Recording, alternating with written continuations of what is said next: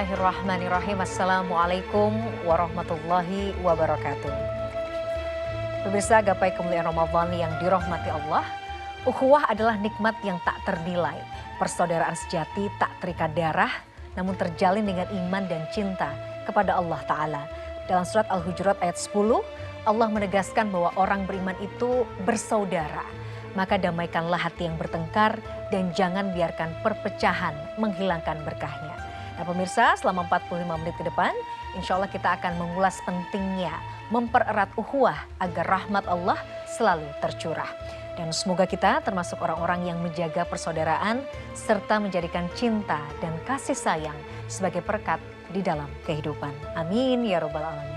Dan seperti biasa saya tidak sendiri, hari ini telah hadir bersama saya di studio.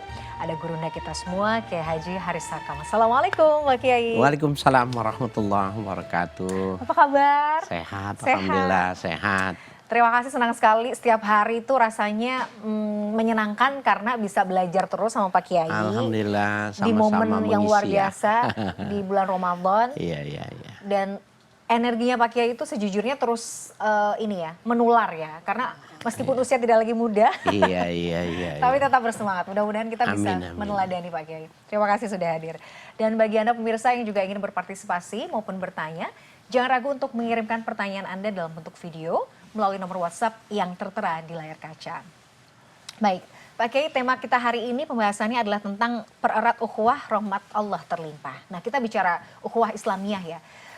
Agama kita ini adalah agama yang sangat menekankan pentingnya persaudaraan. Kalau kemudian kita mau bedah, kalau kita mau elaborasi, sebenarnya hakikatnya apa ya? Kenapa agama kita ini tidak lepas dari memelihara ukhuwah Islamiyah? Tafadhol Pak Kiai. Baik, bismillah walhamdulillah wassalatu wassalamu ala rasulillah amma ba'du. Terima kasih Mbak Mila, para pemirsa dimanapun Anda berada. Mudah-mudahan puasa kita, puasa yang membawa rahmat dan membawa kesehatan bagi kita yang mengamalkannya. Amin. Amin ya Rabbal Alamin. Kalau kita lihat apa hubungannya ukhuwah dengan kasih sayang, sehingga dengan ukhuwah itu akan melahirkan kasih sayang yang dijanjikan. Bahwa kalau kita lihat dari sisi manapun, memang Islam itu mengedepankan itu.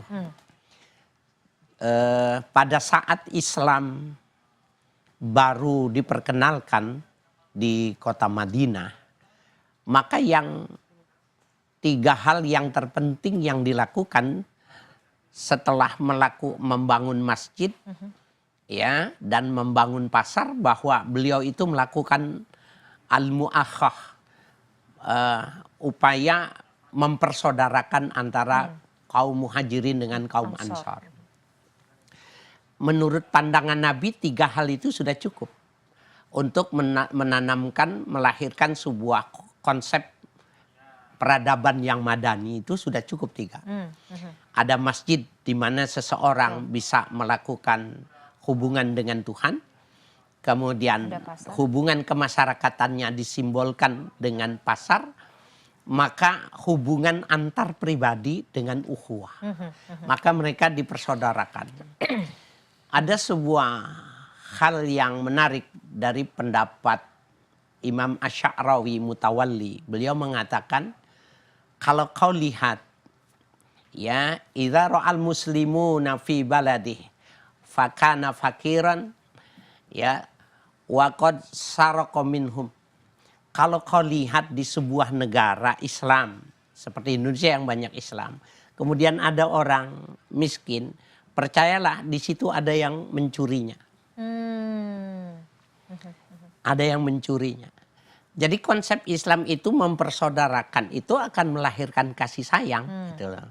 Nah kalau sudah ada kasih sayang itu, maka harta itu nggak bernilai. Harta itu bernilai kalau nggak ada persaudaraan.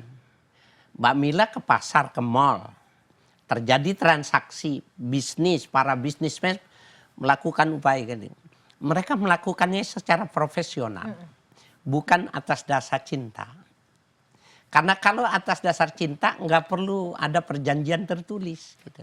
kita berikan saja dengan senang hati. Jadi bisa dibayangkan bahwa apa yang dikatakan Nabi cuma 3 dalam membangun sebuah peradaban madani itu, bagaimana baik dengan Tuhan, bagaimana baik berekonomi dan baik hubungan sosial antara satu dengan yang lain atau antar individu.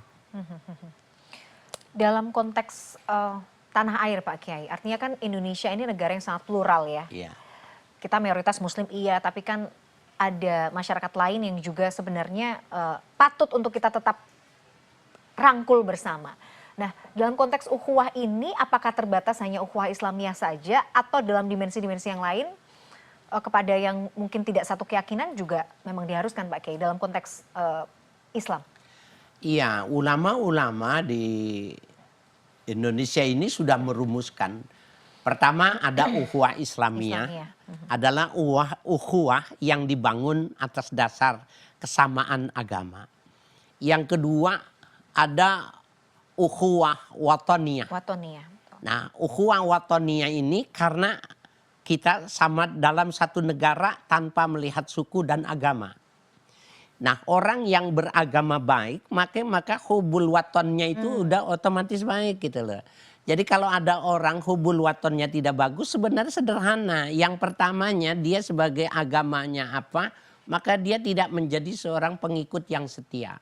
Kalau dia pengikut setia, kalau dia seorang yang taat, semua agama di dunia ini menganggap bahwa dia bisa hidup bersama. Itu mengapa ada hubul waton, ya, ukhuwah watoniyah ya, yang dilahirkan oleh kesamaan, komitmen kebangsaan. Ya. Nah, yang ketiga ada ukhuwah basyariyah, ya, persaudaraan kemanusiaan. Kita ketika presiden dan seluruh bangsa Indonesia representasi dari sebuah kepedulian memberikan bantuan membangun rumah sakit di Gaza itu lebih kepada basyariah, ya, ukhuwah basyariah, karena ternyata yang memasukkan sumbangan ke rekening Palestina itu tidak semuanya orang Islam. Ada orang-orang non-Muslim yang memberikan atensinya begitu sangat luar biasa dan bukan cuma di Indonesia. Itu menunjukkan bahwa kekuatan basyariah itu dia memang punya sumber mata air tersendiri dalam hati manusia. Kita kalau lihat di berita ya di CNN memberitakan tentang bagaimana orang-orang yang menjadi hero di lingkungannya atau orang yang mengatakan apakah ini takdir. Saya melihat itu Pimretnya itu jeli melihat kasus itu. Ternyata kita nggak mempersoalkan dia beragama apa, tapi kita hanyut dalam sebuah alur cerita yang memilukan. Dan seakan kita mengatakan kapan ditampilkan nomor rekeningnya. Nah, itu adalah ukhuwah basyariah. Tapi dia lahir juga dari sebuah ukhuwah diniyah itu tadi. Diniyah tadi ya, karena kesamaan keyakinan gitu ya Pak Kiai. Lahirkan itu. Melahirkan itu. Nah Pak Kiai, menariknya kita mungkin seringkali ditampakkan fenomena-fenomena di mana mungkin kita sesama saudara muslim nih. Kita tuh satu keyakinan sebenarnya. Tapi kadang-kadang kita itu justru galak sama saudara muslim kita sendiri. Tapi justru baiknya luar biasa kepada mungkin mereka yang non-muslim. Sebenarnya bagaimana kemudian kita mendudukkan hal ini? Rasa-rasanya tuh kok bisa ya sesama saudara muslim tapi galak banget ya, tegas banget. Kayaknya marah-marah terus sama saudara kita gitu.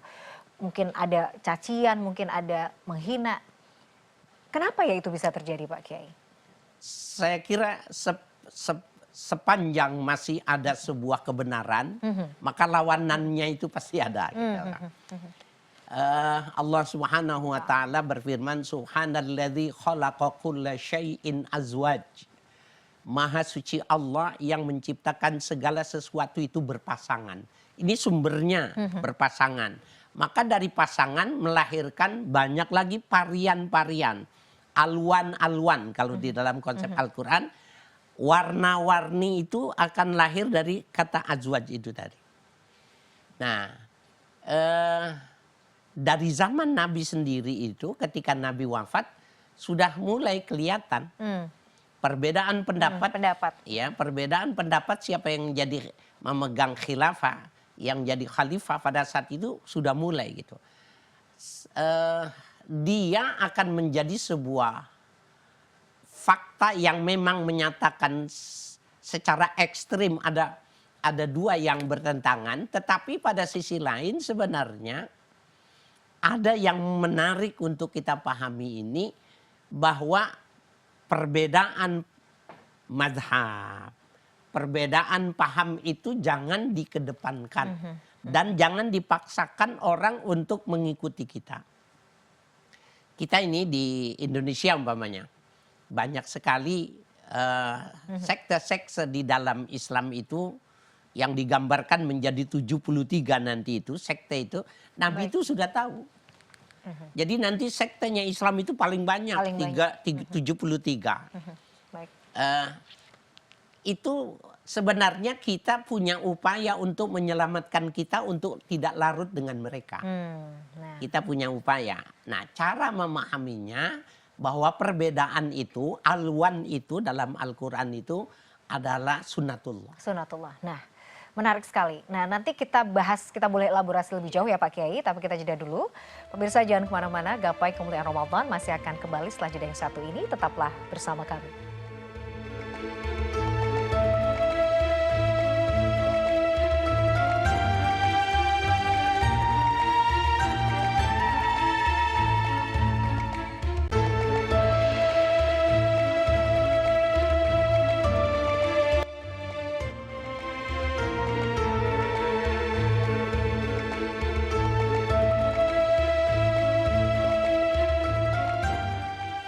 Pemirsa, terima kasih Anda masih menyaksikan Gapai Kemuliaan Ramadan. Pemirsa, seperti biasa di segmen kedua ini, Kiai Haji Haris Sakam akan menjawab pertanyaan Anda, pemirsa Gapai Kemuliaan yang sudah masuk melalui WhatsApp dalam segmen Ustadz Menjawab.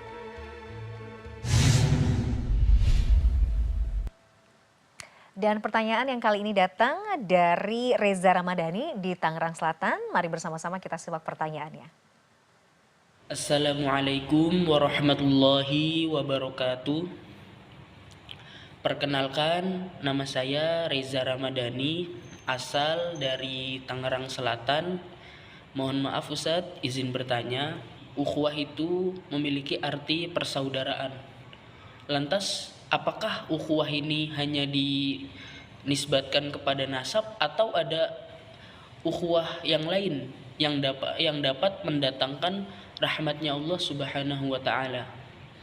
Lalu pertanyaan kedua, ketika kita hidup di Indonesia, yaitu Indonesia itu bersifat fluler atau bercampur baur, banyak suku dan agama yang berbeda. Lantas bagaimana peran ukhuwah tersebut yang dapat diaplikasikan sehingga mendatangkan kedamaian, kesejahteraan dalam kita hidup berbangsa dan bernegara. Terima kasih. Wassalamualaikum warahmatullahi wabarakatuh. Assalamualaikum warahmatullahi wabarakatuh. Terima kasih Mas Reza Ramadhani atas pertanyaannya. Ada dua pertanyaan Pak Kiai. Yang pertama adalah definisi ukhuwah sebenarnya. Apakah ini hanya terbatas pada nasab atau seperti apa? Mungkin tadi kan sudah dijelaskan ya sedikit di segmen pertama. Kemudian yang kedua, dalam konteks Indonesia yang masyarakatnya plural, seperti apa kemudian ukhuwah ini bisa diaplikasikan untuk tetap menciptakan rasa damai? Iya. Tafadhol. Baik, para pemirsa dan penanya, Saudara Reza, kalau kita lihat dalam Al-Quran, innamal mu'minuna ikhwatun. Sesungguhnya orang-orang yang beriman itu adalah bersaudara. Fa'aslihu baina akhwaikum. Maka damaikanlah di antara mereka yang sedang berselisih. Dalam tafsir Al-Qurtubi ini dikatakan al-ukhuwah fid dini wal hurmah. Jadi sebuah persaudaraan yang didasarkan kepada keagamaan. Tetapi ini tidak mutlak. Wal hurmati. Ada yang disebut dengan kehormatan. Nah, dari ukhuwal hurmah inilah melahirkan yang tadi kita sudah sebutkan. Ada yang namanya ukhuwah watoniyah. Persaudaraan sesama anak bangsa. Kemudian dari keberagamaannya yang bagus, pengamalan agamanya yang bagus, melahirkan ukhuwah basyariah, Basyariah. rasa kemanusiaan itu tadi. Nah, kata beliau lah bil nasab, bukan dengan nasab yang dimaksud dengan ayat ini. Artinya ukhuwah nasabiyah itu dalam kabilah-kabilah, dalam nasab-nasab etnis-etnis tertentu, boleh saja mereka punya paguyuban, mereka punya sebuah organisasi kebersamaan. Tetapi yang dianggap bersaudara ini la bin nasab, bukan yang dimaksud dalam perspektif nasabiyah. Sebab bisa dibayangkan kalau ini maknanya nasabiyah, maka bisa jadi suku yang terbanyak di Indonesia yang akan mendominasinya. Itu satu. Yang kedua, kata Imam Al-Qurtubi itu, orang kalau dasarnya nasabiyah, kalau dia pindah agama, maka dia jadi musuh. Tapi kalau yang namanya biddini wal hurma, berangkatnya dari sebuah kehormatan, maka walaupun dia beda agama, dia tetap saling memberikan kebersamaan dan cinta kasih. Walaupun tidak dalam satu nasab. Nah itu mengapa pentingnya untuk bisa memahami ya makna al-ukhuwah fid dini wal hurmah. Yang kedua dalam konteks mengaplikasikan kita di berbangsa bermasyarakat, kita mesti lihat di masyarakat itu yang menjadi pemecah itu apa? Politik. Ya. Kalau memang masalahnya itu politik, maka kita tidak lain kita mesti duduk bersama karena di tiap daerah itu ada lembaga yang menjadi representasi dari anggota masyarakat. Ada DPRD tingkat 2, tingkat 1. Kemudian kalau itu menyangkut ekonomi, maka kita juga harus menggandeng pemerintah, ya. Bagaimana pemerintah yang punya wilayah, ya, dari mulai gubernur dan wali kota atau bupati untuk memberikan rasa aman dan adanya kesepakatan. Tapi kalau yang menyangkut tentang sesama agama, sesama pemeluk agama, memang ini sesuatu yang tidak mudah. Itu mengapa ada di Kementerian Agama, ya, ada satu direktorat yang memang membersamai di antara kerukunan antar umat beragama, itu memang menjadi sangat penting. Ya. Nah, bicara soal bagaimana juga menyikapi perbedaan Pak Kiai, kembali kepada mungkin kita elaborasi di segmen awal tadi bahwa bahkan kadang-kadang kita yang sesama keyakinan aja, sesama muslim aja kadang-kadang menyikapi perbedaan pendapat saja terlalu berlebihan. Kadang malah penuh dengan caci maki, saling menjelekkan. Nah, itu kan sebenarnya sedih ya. Nah, sebenarnya bagaimana respon yang bijak untuk bagi kita sesama muslim yang kemudian kita paham ada perbedaan pendapat. Harus bagaimana sih gitu. Nah, ada pendapat yang masyhur, pendapat Abdul Wahab Asy'arani, seorang ulama besar.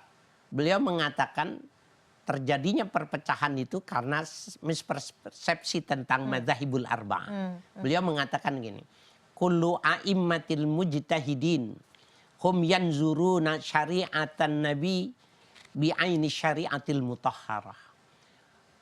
Imam-imam mujtahid itu, anggap yang tersisa ini 4. Mereka itu memandang syariat Nabi itu dengan pandangan yang disucikan oleh Allah. Ya. Yanzuru nabi aini syariatil mutahharah. Mereka itu memandang syariat itu dengan pandangan syariat yang matanya itu disucikan. Artinya terhindar dari sebuah nafsu, kepentingan dan lain sebagainya. Nah, oleh karena itu kalau semuanya bi'aini syariatil mutahharah itu maknanya boleh pilih kita. Kita boleh pilih. Sehingga juga ada sebuah ungkapan yang mengatakan ikhtilaful ummah rahmah, perbedaan pendapat di antara imam-imam itulah sebuah kasih sayang. Gitu. Bahkan perbedaannya aja sebuah kasih sayang. Gitu. Nah, ini para pemirsa, khususnya kita sesama muslim di lingkungan kita ini, ada masjid yang satu masjid diperebutkan oleh 2 kelompok. Ya. Enggak mestinya, sepertinya, enggak semestinya semacam itu. Karena kita nggak usah memaksakan bahwa pendapat harus kita sama. yang paling benar dan tidak usah memaksakan bahwa orang harus sama dengan kita. Iya, setuju Pak Kiai. Ya, karena memang pendapatnya semacam itu. Ya, ikhtilaful ummah rahmah. Perbedaan di antara umat itu adalah kasih sayang. Masya Allah. Jadi rujukannya itu sebenarnya. Kalau kita bisa memahami bahwa perbedaan di kalangan umat aja itu sebenarnya rahmat. Iya. Sebenarnya itu harusnya memperkaya ya. Kitanya juga santai Pak Kiai ya. Nggak usah jadi sumbu pendek yang apa-apa marah harus seolah-olah merasa semua juga harus sama dengan pendapat kita gitu. Itu yang salah ya. Menarik sekali Pak Kiai. Tapi sayang kita harus jeda dulu. Kita break dulu. Pemirsa jangan kemana-mana. Gapai Kemuliaan masih akan kembali setelah jeda yang satu ini.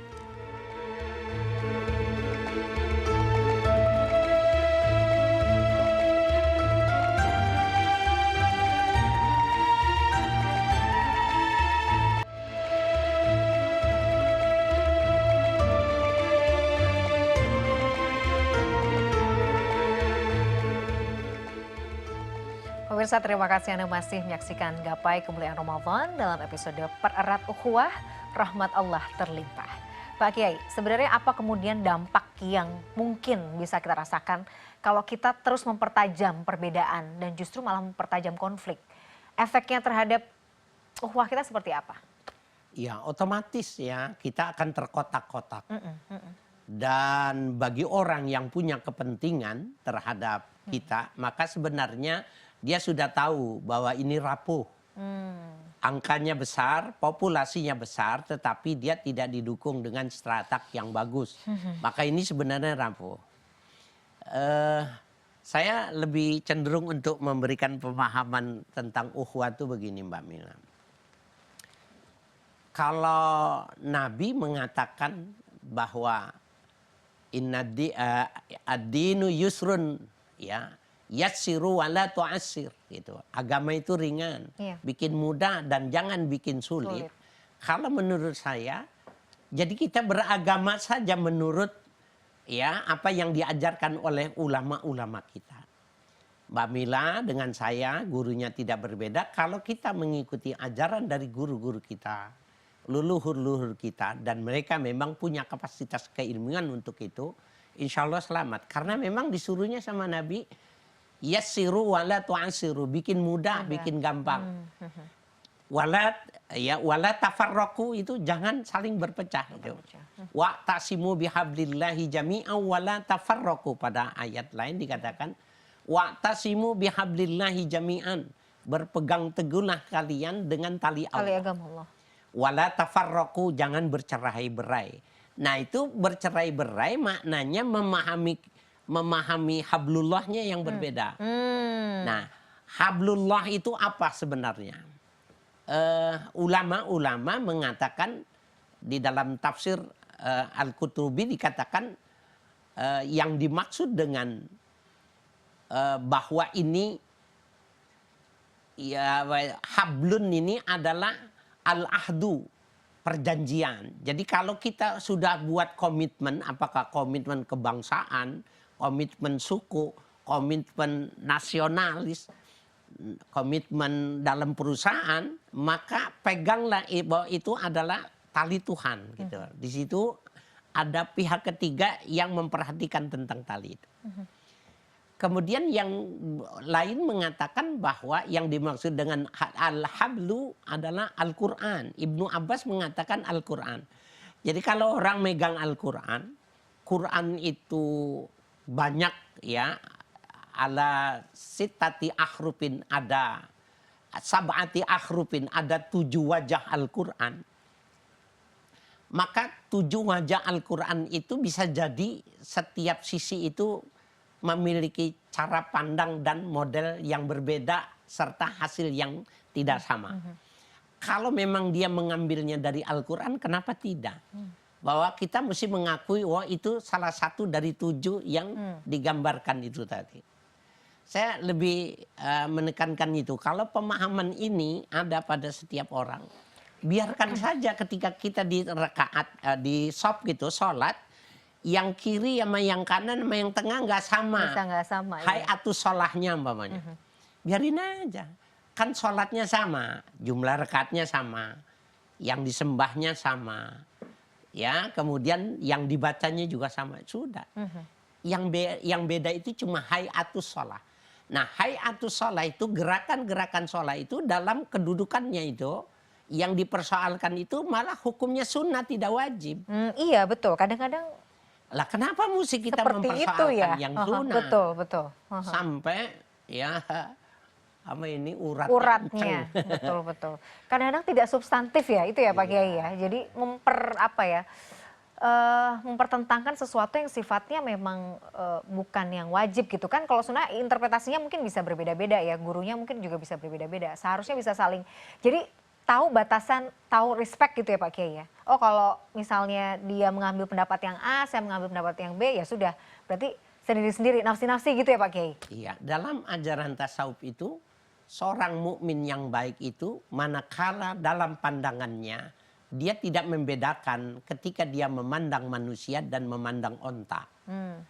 Kan dua derajat yang tidak sama. Tetapi betapa dia tidak ada pengaruhnya melihat bahwa dia sama bagian dengan yang dia lihat gitu loh. Bukan maknanya manusia diperbandingkan dengan unta, bukan. Bukan. Tetapi betapa dia yang memandangnya itu tidak sama sama dengan yang dia memandangnya. Kalau caranya semacam itu, oh dia kan sholat. Dia juga kan sama, mengaji juga. Dia dasarnya Al-Quran dan hadis juga. Selesai masalah itu, tidak perlu ribut.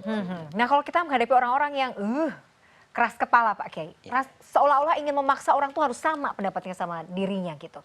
Kita tinggalkan karena mungkin ini termasuk orang-orang yang bodoh, dalam artian karena itu tadi ya, pemahaman tentang hablullahnya belum sampai di situ, atau baiknya seperti apa Pak Kiai? Karena soalnya kita terpancing gitu.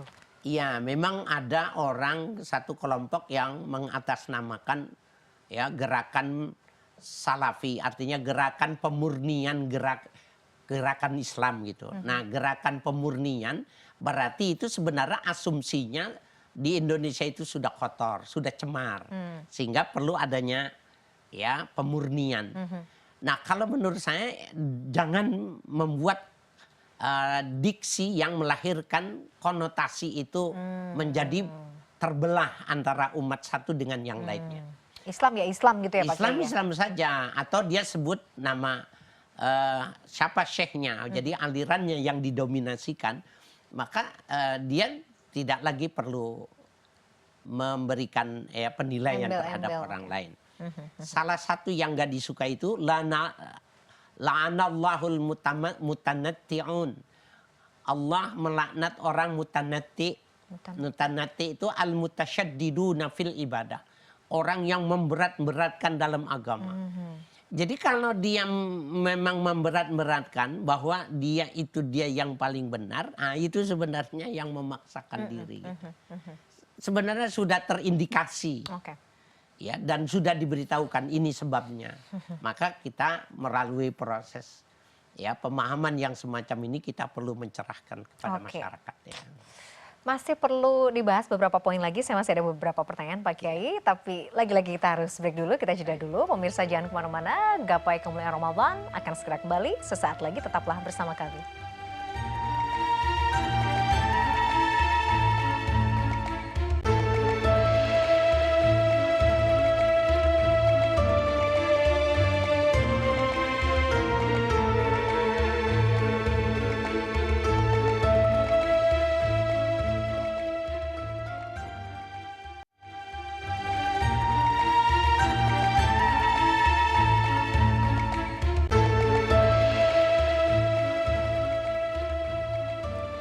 Pemirsa, terima kasih Anda masih menyaksikan Gapai Kemuliaan Ramadan dalam episode Pererat Ukhuwah, Rahmat Allah Terlimpah. Pak Kiai, kalau kita kemudian menelaah lebih dalam ya, sebenarnya kejayaan, kekuatan, dan kebangkitan umat Islam itu sangat tergantung pada ukhuwah ya. Saya melihatnya begitu, karena apa yang mungkin terjadi sekarang, kitanya umat Islam tuh lemah, gampang terintimidasi, gampang dipengaruhi oleh berbagai paham-paham yang sebenarnya tidak sesuai dengan kepribadian kita, itu karena lemahnya ukhuwah.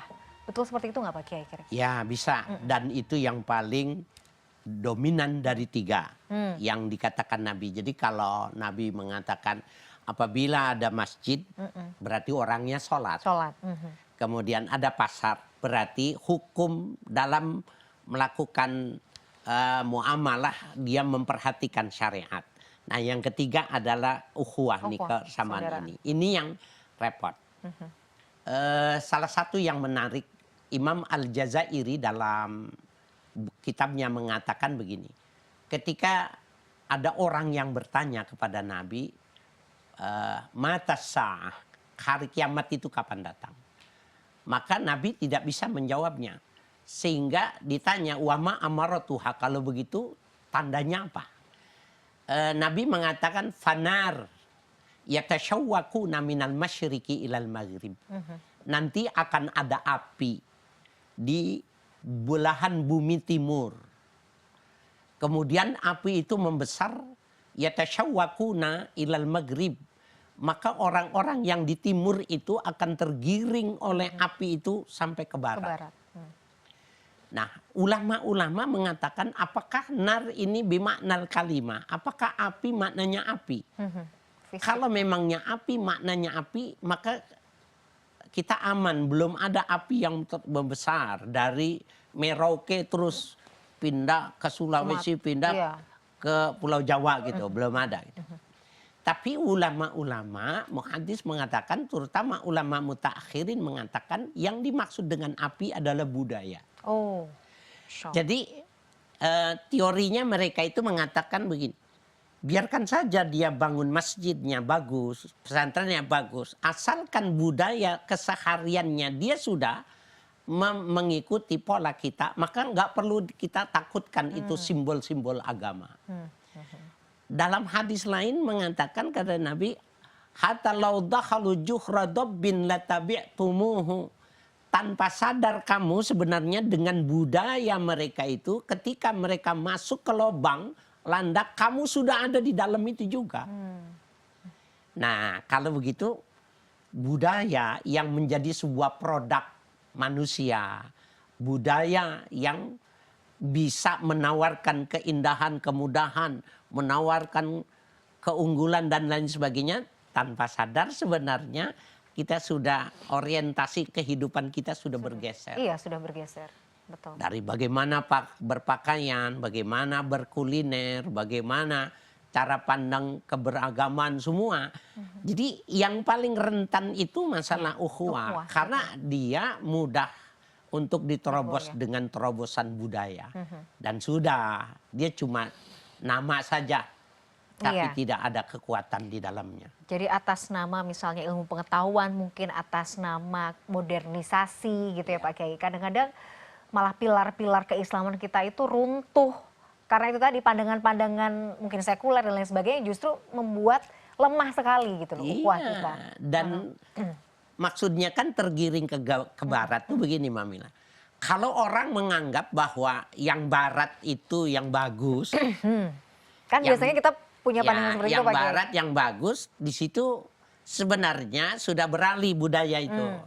Kita nih umpamanya, ada orang bilang makan yang diajarkan oleh Nabi itu pakai tangan kan jorok. Iya, ada orang mengatakan itu, kalau makan di resto Padang umpamanya tangan, dibilang jorok. Gitu. Betul. Padahal kan dari sisi kesehatan betapa menguntungkan kalau orang menggunakan tangan. Nah, kita ke barat-baratan nih.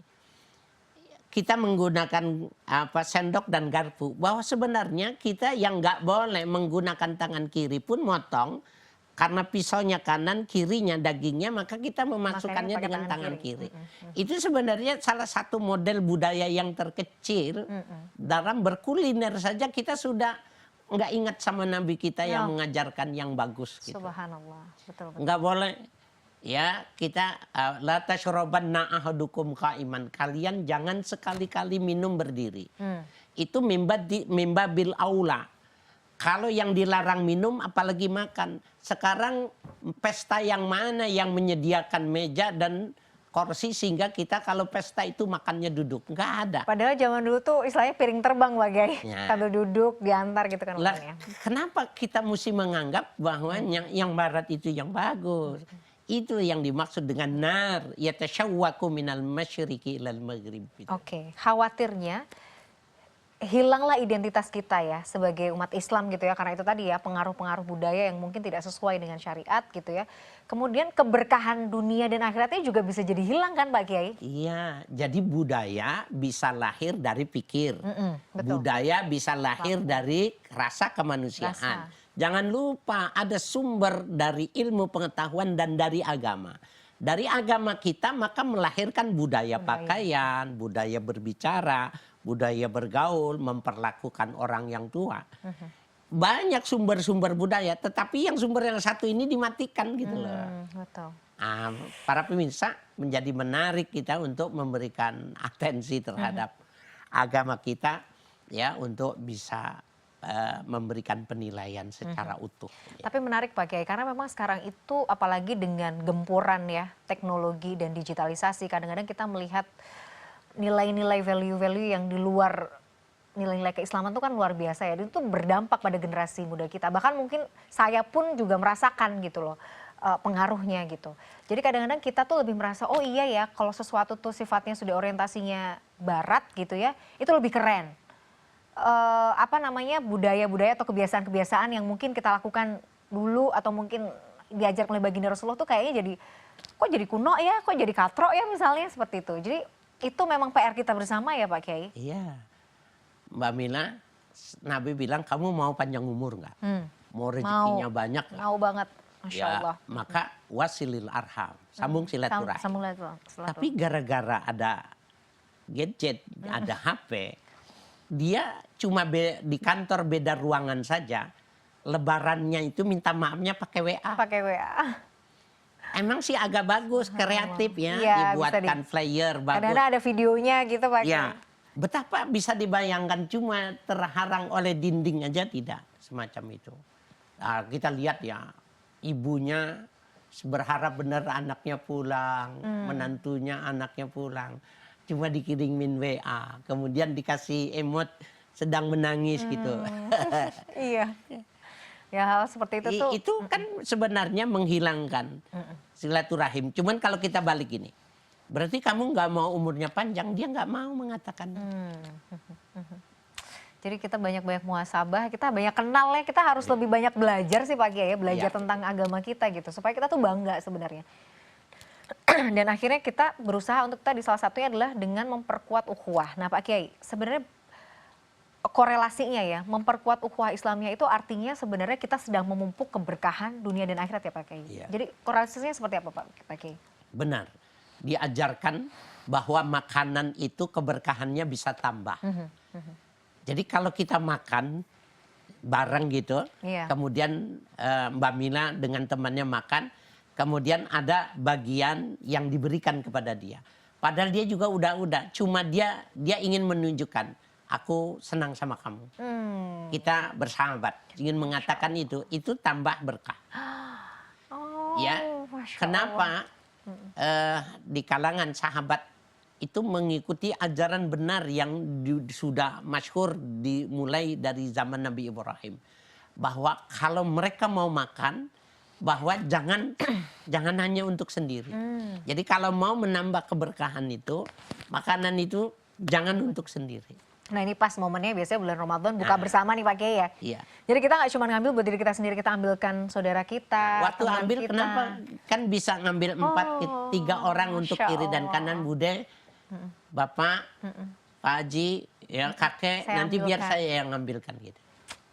Itu menambah keberkahan. Menambah keberkahan. Ya, jadi dan itu Itu hal awalnya ukhuwah dari hal-hal kecil itu. kecil. Betul, setuju. Coba kalau kita bilang cuma memindahkan tempe atau oh, kamu kurang pedes ya, kemudian gitu. Jangan yang habis dari kita tapi kita kasih ya Pak Kiai ya. Iya. Nanti repot itu. Iya. Oke, jadi saya setuju sekali.